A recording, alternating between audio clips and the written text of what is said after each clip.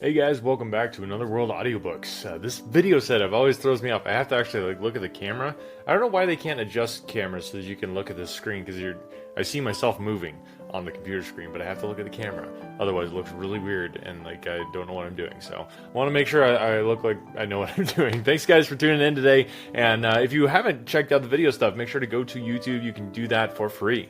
We're all about free stuff on this podcast. So check that out. Anotherworldaudiobooks.com is the best place to find all the links for all the stuff, for all the podcast stuff. So we even got merch. We got tons of backlist episodes. You can request a free audiobook on the website. So go to anotherworldaudiobooks.com, request that free audiobook. I just give that away. It's crazy. Go check it out, anotherworldaudiobooks.com. Thanks, guys, for listening, and most of all, for sharing the show. That's the biggest thing that you can do. If you enjoy this podcast, if you like it at all, just share the podcast with some other people. That helps so much to spread the word, and I really, really appreciate it. So, without further ado, let's jump right into the next chapter of Sense and Sensibility.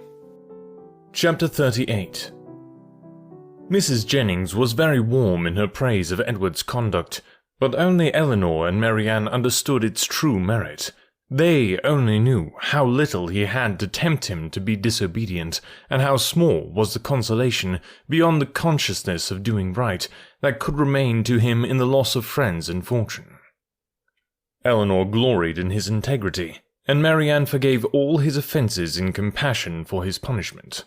But though confidence between them was, by this public discovery, restored to its proper state, it was not a subject on which either of them were fond of dwelling when alone. Eleanor avoided it upon principle, as tending to fix still more upon her thoughts by the too warm, too positive assurances of Marianne that the belief of Edward's continued affection for herself, which she rather wished to do away.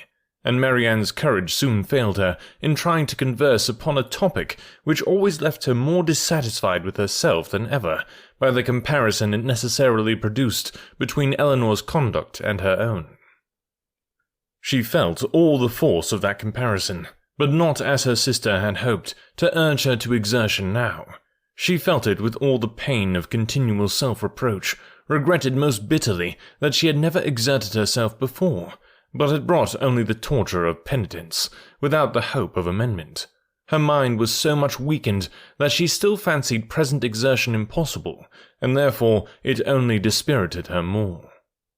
Nothing new was heard by them for a day or two afterwards of affairs in Harley Street or Bartlett's Buildings, but though so much of the matter was known to them already that Mrs. Jennings might have had enough to do in spreading that knowledge farther, without seeking after more, she had resolved from the first to pay a visit of comfort and inquiry to her cousins as soon as she could, and nothing but the hindrance of more visitors than usual had prevented her going to them within that time.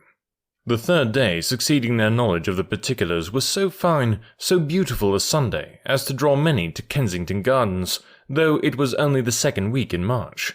Mrs. Jennings and Eleanor were of the number, but Marianne, who knew that the Willoughbys were again in town and had a constant dread of meeting them, chose rather to stay at home than venture into so public a place. An intimate acquaintance of Mrs. Jennings joined them soon after they entered the gardens, and Eleanor was not sorry that by her continuing with them and engaging all of Mrs. Jennings' conversation that she was herself left to quiet reflection. She saw nothing of the Willoughbys, nothing of Edward, and for some time nothing of anybody who could by any chance, whether grave or gay, be interesting to her. But at last she found herself, with some surprise, accosted by Miss Steele, who, though looking rather shy, expressed great satisfaction in meeting them, and on receiving encouragement from the particular kindness of Mrs. Jennings, left her own party for a short time to join theirs. Mrs. Jennings immediately whispered to Eleanor, "Get it all out of her, my dear.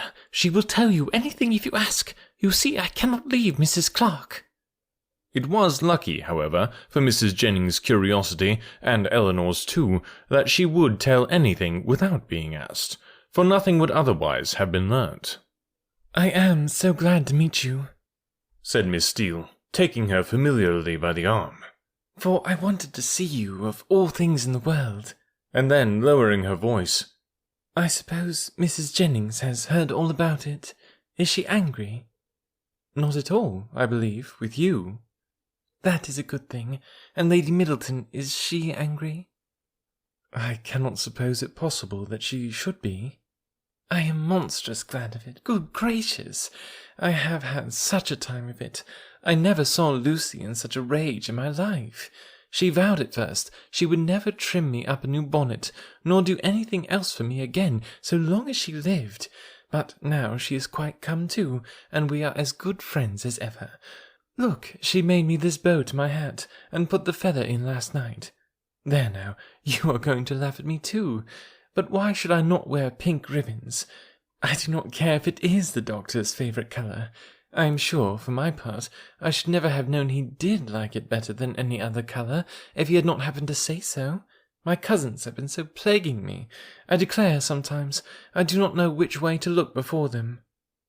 She had wandered away to a subject on which Eleanor had nothing to say, and therefore soon judged it expedient to find her way back again to the first.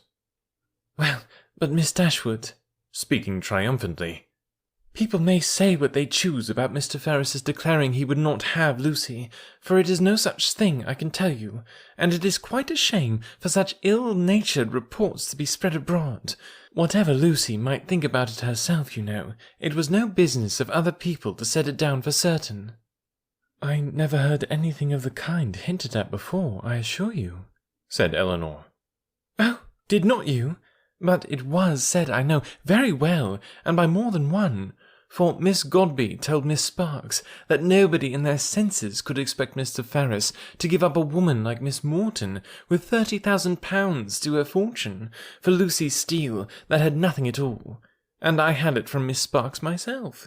And besides that, my cousin Richard said himself that when it came to the point, he was afraid Mr. Ferris would be off, and when Edward did not come near us for 3 days, I could not tell what to think myself, and I believe in my heart Lucy gave it all up for lost, for we came away from your brother's Wednesday, and we saw nothing of him not all Thursday, Friday, and Saturday, and did not know what was become of him. Once Lucy thought to write to him, but then her spirits rose against that. However, this morning he came just as we came home from church, and then it all came out. How he had been sent for Wednesday to Harley Street, and been talked to by his mother and all of them, and how he had declared before them all that he loved nobody but Lucy, and nobody but Lucy would he have, and how he had been so worried by what passed, that as soon as he had went away from his mother's house, he had got upon his horse and ridden into the country, somewhere or other, and how he had stayed about at an inn all Thursday and Friday, on purpose to get the better of it.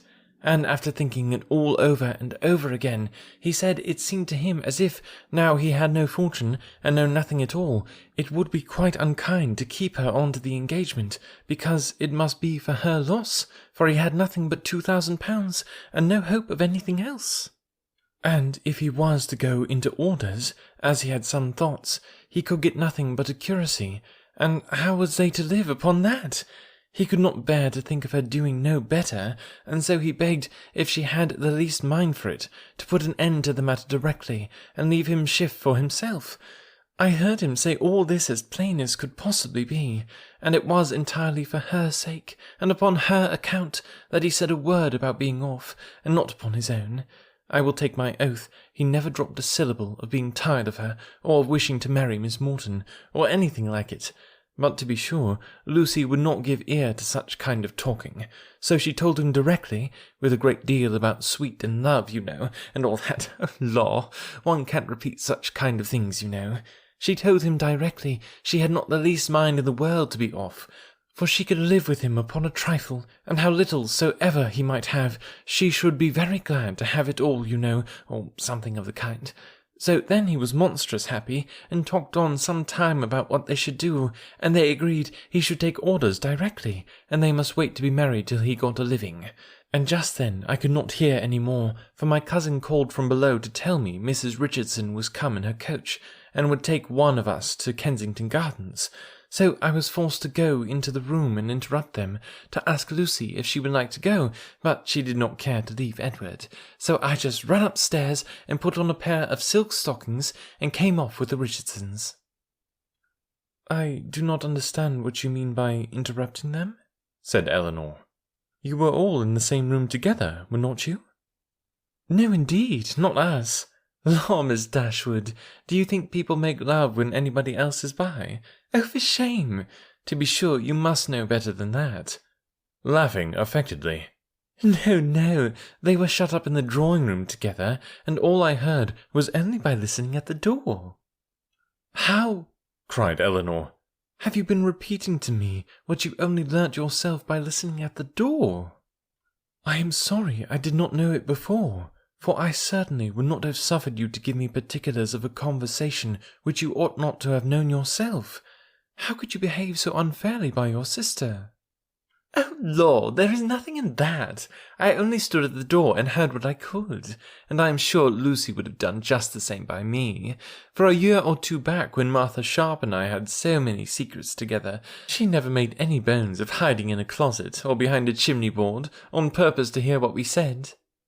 Eleanor tried to talk of something else, but Miss Steele could not be kept beyond a couple of minutes from what was uppermost in her mind. Edward talks of going to Oxford soon, said she. But now he is lodging at number 1 Pall Mall. What an ill-natured woman his mother is, ain't she? And your brother and sister were not very kind. However, I shan't say anything against them to you. And to be sure, they did send us home in their own chariot, which was more than I looked for. And for my part, I was all in a fright for fear your sister should ask us for the housewives she gave us a day or two before. But, however, nothing was said about them, and I took care to keep mine out of sight. Edward has got some business in Oxford, he says, so he must go there for a time. And after that, as soon as he can light upon a bishop, he will be ordained. I wonder what curacy he will get. Good gracious! Giggling as she spoke. I lay my life I know what my cousins will say when they hear of it. They will tell me I should write to the doctor to get Edward the curacy of his new living. I know they will, but I am sure I would not do such a thing for all the world. Law, I shall say directly, I wonder how you could think of such a thing. I write to the doctor, indeed. Well, said Eleanor, it is a comfort to be prepared against the worst. You have got your answer ready. Miss Steele was going to reply on the same subject, but the approach of her own party made another more necessary. Oh, law, here come the Richardsons. I had a vast deal more to say to you, but I must not stay away from them not any longer. I assure you they are very genteel people. He makes a monstrous deal of money, and they keep their own coach. I have not time to speak to Mrs. Jennings about it myself, but pray tell her I am quite happy to hear she is not in anger against us, and Lady Middleton the same. And if anything should happen to take you and your sister away, and Mrs. Jennings should want company, I am sure we shall be very glad to come and stay with her as long a time as she likes. I suppose Lady Middleton won't ask us any more this bout. Goodbye. I am sorry Miss Marianne was not here. Remember me kindly to her. Law, if you had not got your spotted muslin on, I wonder you was not afraid of its being torn. Such was her parting concern, for after this she had time only to pay her farewell compliments to Mrs. Jennings before her company was claimed by Mrs. Richardson. And Eleanor was left in possession of knowledge which might feed her powers of reflection some time, though she had learnt very little more than what had been already foreseen and foreplanned in her own mind. Edward's marriage with Lucy was as firmly determined on, and the time of its taking place remained as absolutely uncertain as she had concluded it would be. Everything depended, exactly after her expectation, on his getting that preferment of which at present there seemed not the smallest chance. As soon as they returned to the carriage, Mrs. Jennings was eager for information. But, as Eleanor wished to spread as little as possible intelligence that had, in the first place, been so unfairly obtained, she confined herself to the brief repetition of such simple particulars as she felt assured that Lucy, for the sake of her own consequence, would choose to have known. The continuance of their engagement, and the means that were able to be taken for promoting its end, was all her communication, and this produced from Mrs. Jennings the following natural remark. Wait for his having a living? We all know how that will end. They will wait a 12-month, and find no good comes of it. We'll set down with a curacy of £50 a year, and the interest of his £2,000, and what little matter Mr. Steele and Mr. Pratt can give her. Then they will have a child every year, and Lord help them, how poor they will be. I must see what I can give them towards furnishing their house. 2 maids and 2 men indeed. As I talked of it the other day. No, no, they must get a stout girl of all works. Betsy's sister would never do for them now. The next morning brought Eleanor a letter by the 2-penny post from Lucy herself. It was as follows. Bartlett's Building, March. I hope my dear Miss Dashwood will excuse the liberty I take of writing to her, but I know your friendship for me will make you pleased to hear such a good account of myself and my dear Edward, after all the troubles we have went through lately. Therefore will make no more apologies, but proceed to say that, thank God, though we have suffered dreadfully, we are both quite well now, and as happy as we must always be in one another's love.